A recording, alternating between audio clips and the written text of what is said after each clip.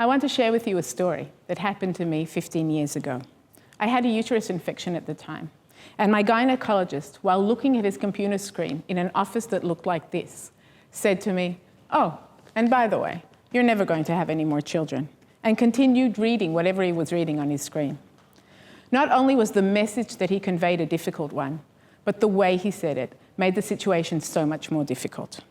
Just to calm you down, my third son was born 10 months after that conversation, but I will never forget how I felt. But let's think about the doctor.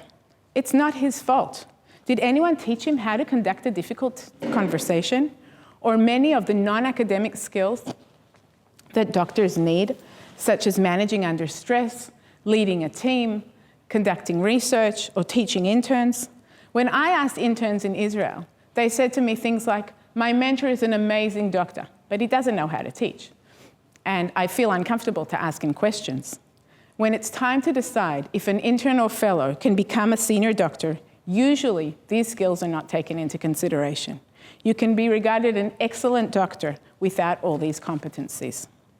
In fact, internship and fellowship programs, the programs that are supposed to transform graduates of medical school into the stage where they are considered medical experts, rely very much on imitation.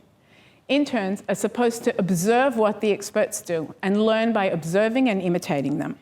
But there are two main problems with learning from imitation. The first is that the model you're imitating may not be the best model. And the second is that there are some things that you can't learn until you experience them yourself. The truth is, we're not the first to realize that imitation is not the best way to learn. And the solution was suggested already 20 years ago. The first to propose a solution were the Canadians. They came up with a new education approach called Competency Based Medical Education. They defined the competencies physicians need, such as communication skills, leadership skills, alongside the obvious medical expertise. And they created a training program to provide medical students, fellows, and interns with such skills. But this program never crossed the border. Why? Because it's complex, and because no one showed it actually works beyond the previously traditional imitation-based program. And that sent me on a mission.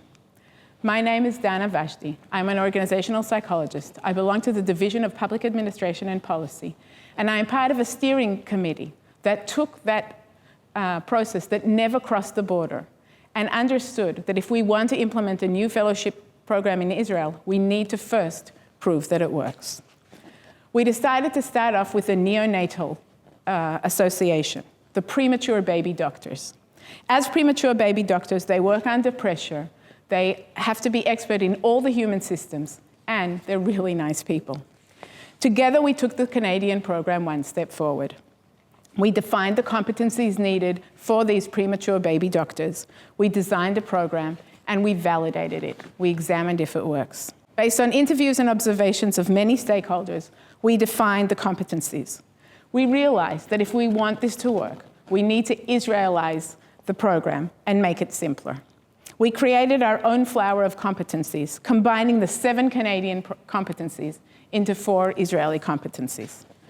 We designed a program for teaching the competencies in a very hands-on manner, focusing on receiving feedback on actual experience. And then we ran a pilot study comparing 3 wards that implemented the new program with 3 wards that continued working in the traditional manner. Here are some results of our study.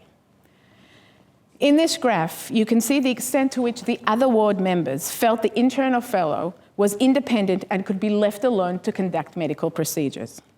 As can be seen by the blue line, there was an increase in the extent to which the ward members felt the intern was independent compared to the control condition, shown in the black line, where there is no change in such an assessment of the intern. Similarly, over the course of a year, the motivation of the interns in the experiment condition went up, while the motivation of the interns in the control condition went down. Given the growing shortage of doctors in Israel, the quicker an intern is independent, the more efficient the system becomes. Moreover, given the environment in which doctors work, enhancing motivation is a gift in itself. Now that we conducted this pilot study, it's time to scale up the experiments in other neonatal wards and in other medical associations. Once we learn to define competencies, train on them, assess them, and decide who is a medical expert, also based on them, and not only on medical expertise, we will have doctors that are not only excellent at conducting medical procedures, but also at managing teams, teaching others, and conducting difficult conversations like the one I should have had so many years ago. Thank you for listening.